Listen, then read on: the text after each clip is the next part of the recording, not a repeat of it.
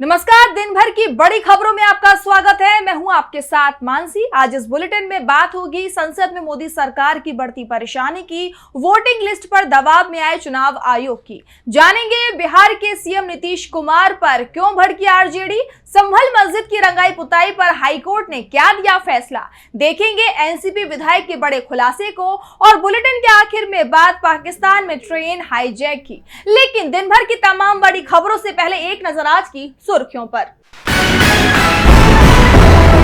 भाषा विवाद के बीच मद्रास एससी के मदुरै पीठ की अहम टिप्पणी, तमिलनाडु में सरकारी नौकरी के लिए तमिल जरूरी। याचिकाकर्ता ने कहा था बिजली विभाग ने तमिल ना सीख पाने पर निकाला था। अमेरिका के दबाव में 30 दिन की सीज फायर के लिए यूक्रेन राजी। अमेरिकी राष्ट्रपति ट्रंप बोले अब हमें रूस जाना है। रूस ने मॉस्को की शर्तों पर समझौता होने की कही बात। ग्रीनलैंड की जनता का अमेरिकी राष्ट्रपति को कड़ा संदेश, चुनाव में ट्रंप की कट्टर विरोधी मानी जाने वाली डेमोक्रेटिक पार्टी की जीत। ट्रंप की ग्रीनलैंड को हथियाने की धमकी के बीच आए नतीजे। गिरावट के साथ बंद हुआ शेयर बाजार, सेंसेक्स 73 अंकों की गिरावट के साथ 74,030 पर बंद हुआ। निफ्टी 27 अंकों की गिरावट के साथ 22,470 अंक पर हुआ बंद। ये तो थी सुर्खियां। अब बात आज की सबसे बड़ी खबर की। संसद में एक बार फिर मोदी सरकार मुश्किल में दिखाई दे रही है। विपक्ष की तरफ से भाषा विवाद को लेकर पहले ही सरकार को घेरा जा रहा है, तो अब अदानी से जुड़े एक मुद्दे पर विपक्ष ने सरकार से सवाल पूछ लिए हैं। सरकार की तरफ से जो जवाब दिया गया है उससे विपक्ष संतुष्ट नहीं हुआ है। तो क्या है पूरी खबर, आइए जानते हैं इस रिपोर्ट में।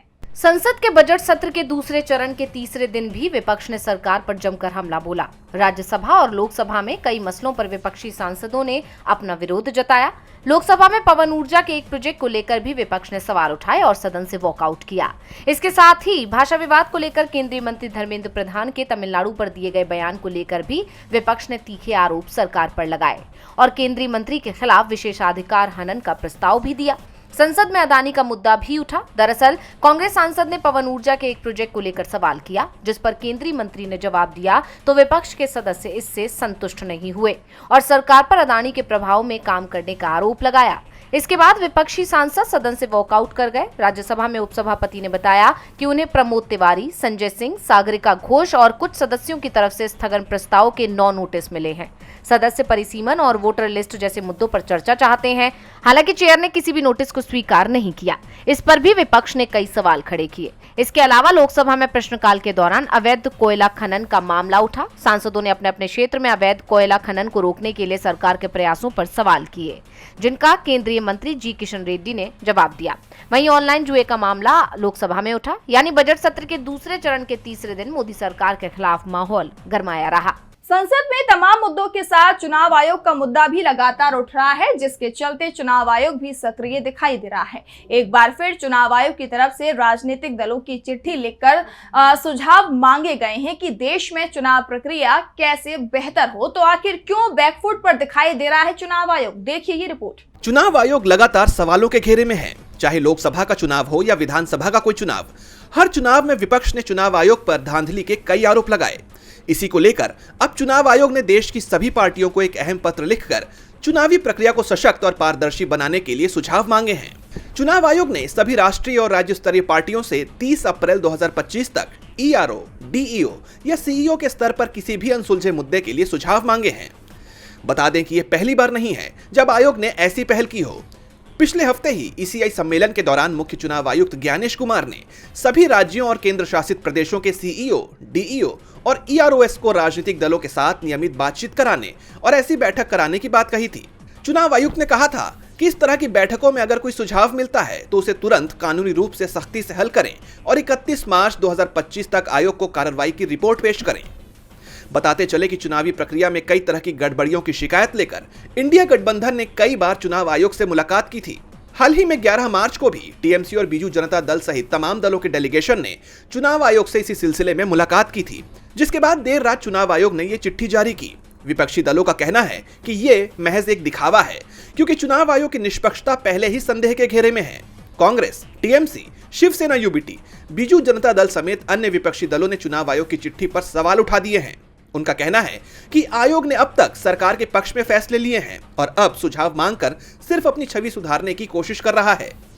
अब देखना होगा कि चुनाव आयोग की इस पहल का कोई सकारात्मक असर होता है या फिर इसके बाद भी आगे की चुनाव प्रक्रियाओं पर सवाल खड़े होते हैं। विपक्ष के आरोपों के बाद अब चुनाव आयोग भी ये बात मानने लगा है कि कहीं ना कहीं तो कोई गड़बड़ है, उसे सुधारने की कोशिश की जा रही है। वोटिंग लिस्ट को लेकर विपक्ष की चिंता इस समय बिहार चुनाव को लेकर भी दिखाई दे रही है, क्योंकि बिहार में विधानसभा चुनाव इसी साल होने हैं और चुनाव से पहले सत्ताधारी एनडीए और महागठबंधन के बीच तीखा टकराव भी देखने को मिल रहा है। आरजेडी नेता राबड़ी देवी ने तो सीएम नीतीश कुमार पर महिलाओं के अपमान का आरोप तक लगा दिया है। देखिए ये रिपोर्ट। एक बार फिर बिहार विधान परिषद में विवाद देखने को मिला। मुख्यमंत्री नीतीश कुमार और विरोधी दल की नेता राबड़ी देवी के बीच तीखी बहस देखने को मिली। इस दौरान नीतीश कुमार ने एक बार फिर कहा कि उनके पति जेल गए तो पत्नी को सीएम बना दिया। नीतीश के बयान पर राबड़ी देवी भड़क गईं। बाद में उन्होंने सदन के बाहर आकर नीतीश कुमार पर तीखा हमला किया। आन संत महिलाओं को बीच में बोलते हैं, महिलाओं का अपमान करते हैं। एक नहीं, बिहार के महिला को, बिहार के महिला, पूरा बिहार के महिलाओं को, हमको भी सदन में भी बेइज्जत करते हैं, आरोप लगाते हैं कि पहले 2005 से पहले कोई कपड़ा पहनता था। हम पूछना चाहते हैं नीतीश कुमार से, माननीय प्रधानमंत्री से, कि वो लोग के घर के माँ बहन, बेटी बहन कपड़ा पहनती थी कि नहीं, कि उलंगते रहती थी। यही हम पूछना चाहते हैं सरकार से, भारत सरकार से भी, राज्य सरकार से। बतावे कि 2005 से पहले कपड़ा कोई नहीं पहनता था, कोई काम नहीं हुआ है। हम तो बोला कि फाइल उठा के पुराना देखिए। राबड़ी देवी ने कहा कि नीतीश कुमार बीजेपी के रिमोट से चल रहे हैं, खुद सरकार नहीं चला रहे हैं, बल्कि सारा पावर बीजेपी और आरएसएस को दे दिया है। इसीलिए राज्य में अपराधियों का मनोबल काफी ज्यादा बढ़ गया है। नीतीश कुमार से बिहार नहीं चल रहा है। तो वहीं तेजस्वी यादव ने भी नीतीश पर तीखा हमला किया। तेजस्वी ने कहा कि नीतीश अचेत हो चुके हैं, उन्हें अब त्याग पत्र दे देना चाहिए। पूरा बिहार इस वक्त चिंता कर रहा है कि आखिर सरकार कैसे चल रही है। हम भगवान से कामना करते हैं कि मुख्यमंत्री नीतीश कुमार जल्दी स्वस्थ हों। नीतीश कुमार पर राबड़ी और तेजस्वी ने सवाल खड़े किए हैं, तो संभल की जामा मस्जिद की रंगाई होगी या नहीं, इस सवाल का जवाब अब हाई कोर्ट ने दे दिया है। मुस्लिम पक्ष की तरफ से इसे लेकर याचिका लगाई गई थी, क्योंकि एएसआई की तरफ से रंगाई की इजाजत नहीं दी गई थी। तो क्या आया है फैसला हाई कोर्ट का, देखिए इस रिपोर्ट में। इलाहाबाद हाई कोर्ट ने संभल की शाही जामा मस्जिद की रंगाई पुताई की मंजूरी दे दी है। कोर्ट ने एएसआई यानी आर्कियोलॉजिकल सर्वे ऑफ इंडिया से कहा है कि 1 हफ्ते के भीतर मस्जिद की रंगाई पुताई पूरी हो जानी चाहिए। उत्तर प्रदेश के संभल की शाही जामा मस्जिद की रंगाई पुताई की मांग से जुड़ी याचिका पर इलाहाबाद हाईकोर्ट ने सुनवाई करते हुए ये मंजूरी दी। अब हाईकोर्ट ने एएसआई को 1 हफ्ते के भीतर मस्जिद की रंगाई पुताई कराने का आदेश दे दिया है। हालांकि इस फैसले के साथ ही कोर्ट ने यह भी कहा है कि रंगाई पुताई सिर्फ मस्जिद के बाहरी हिस्सों में ही होगी। वैसे भी मस्जिद कमेटी ने सिर्फ बाहरी हिस्से में ही रंगाई पुताई की इजाजत मांगी थी। बता दें कि इसके साथ ही कोर्ट ने यह भी कहा कि बिना कोई छेड़छाड़ किए बाहर से रोशनी की सजावट भी की जा सकती है। बता दें कि रमजान शुरू होने से पहले मस्जिद कमेटी ने एएसआई से मस्जिद की रंगाई पुताई की इजाजत मांगी थी, जिसे खारिज कर दिया गया था। इसके बाद मस्जिद कमेटी ने हाई कोर्ट का रुख किया।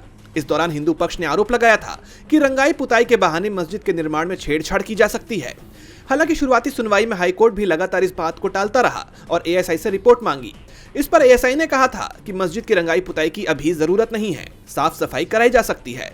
हालांकि अब कोर्ट ने मस्जिद कमेटी को शाही जामा मस्जिद की रंगाई पुताई की इजाजत दे दी है।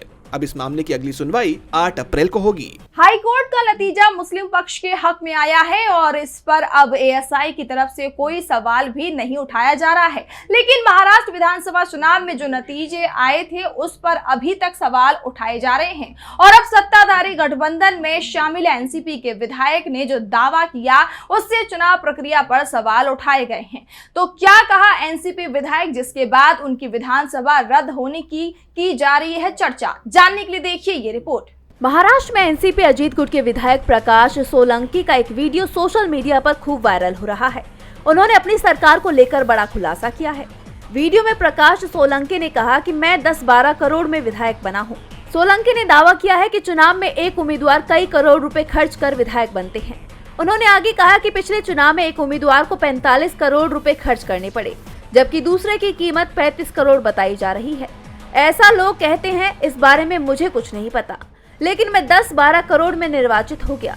एनसीपी विधायक के इस बयान ने महाराष्ट्र की राजनीति में बवाल खड़ा कर दिया है।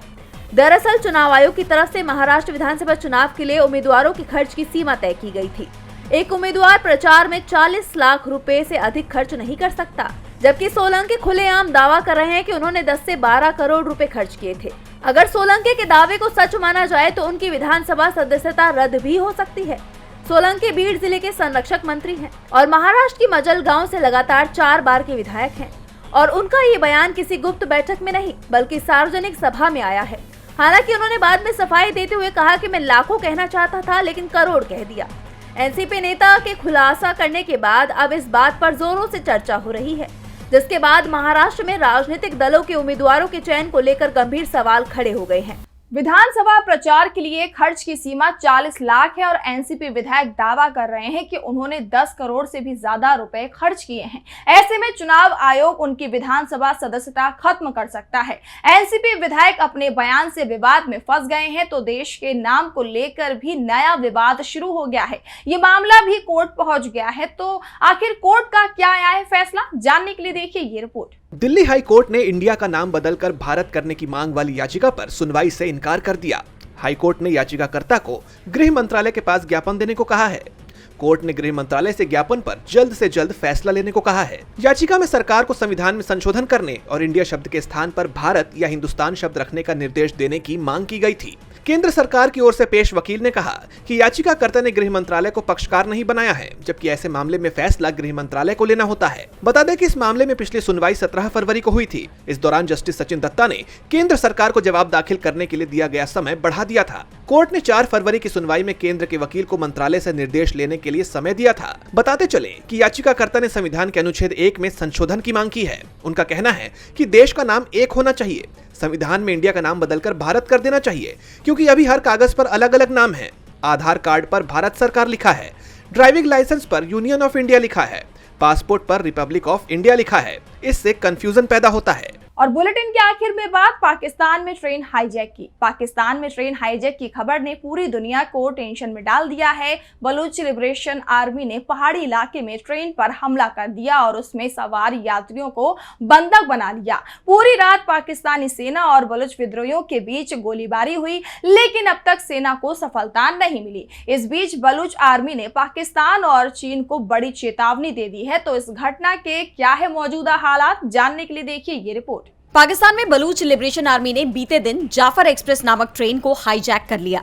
जाफर एक्सप्रेस ट्रेन में 9 बोगियां हैं, जिनमें तकरीबन 500 लोग सवार थे। इनमें सेना और सीक्रेट एजेंट की भी अच्छी खासी तादाद थी, जिन्हें बीएलए ने बंधक बना लिया। हालांकि महिला, बच्चों समेत कुछ यात्रियों को उन्होंने रिहा कर दिया, लेकिन लगभग 200 बंधकों के उनके कब्जे में होने का दावा है। पाकिस्तानी सेना का कहना है कि इनमें से 104 को रिहा कर लिया गया है। दरअसल 11 मार्च की सुबह जब जाफर एक्सप्रेस गुडलार और पीरू कुनरी के पहाड़ी इलाकों में स्थित सुरंग नंबर 8 के पास पहुंची तो अचानक हथियारबंद विद्रोहियों ने ट्रेन को घेर लिया। उन्होंने रेलवे ट्रैक को विस्फोटकों से उड़ा दिया, जिससे ट्रेन पटरी से उतर गई। इसके बाद आतंकियों ने ट्रेन पर अंधाधुंध गोलीबारी शुरू कर दी, जिसके बाद पाकिस्तानी सेना एक्शन में आई और पूरी रात बलोच आर्मी और पाकिस्तानी सेना के बीच अंधाधुंध फायरिंग चली। सेना का दावा है कि उन्होंने 16 विद्रोहियों को ढेर कर दिया है। इस संघर्ष में सेना के 30 जवानों की भी जान चली गई। हालांकि बीएलए ने सेना के इन सभी दावों को खारिज किया है। उनकी मांग है कि बलूच राजनीतिक कैदियों को रिहा किया जाए और उन्होंने ये भी धमकी दी है कि अगर अगले 48 घंटे तक ये मांग पूरी नहीं हुई तो हर घंटे 5 बंधकों की जान ले ली जाएगी।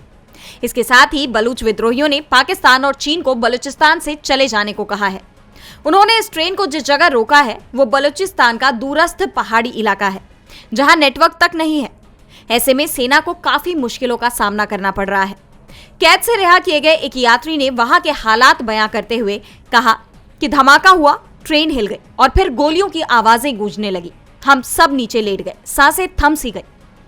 यात्री का कहना है कि मुझे नहीं पता कि वे कितने बंदों को अपने साथ ले गए।